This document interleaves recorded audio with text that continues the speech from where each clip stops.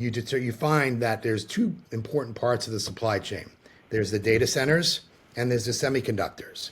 Okay, step one, we figured that out. Now what do? We analyze all the different segments of the supply chain to determine, what goes into building an AI data center, for instance.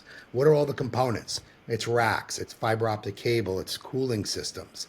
All these non-sexy kind of picks and shovels type companies that are, under the radar for most investors. So once you identify and map out the supply chain, then his next step was, all right, let's overlay the bill of materials on top of the supply chain to determine what are the most important segments of the supply chain. So you'll overlay that and you find that, cooling systems, for instance, is 30% of the cost of an AI data center. Whoa, that's interesting.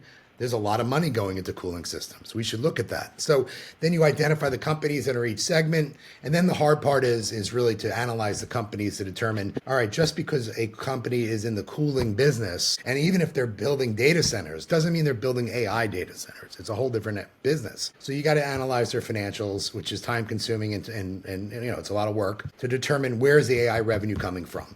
And that's really the core of the portfolio. For us, it's a rules-based, transparent process. The key, though, for us, and we think is very important in a dynamic industry like AI or in any of these other, fast-paced, a biotech or robotics, any of these really fast-paced industries where there's a lot of change, you need to have expertise at the helm to oversee the portfolio from a risk perspective.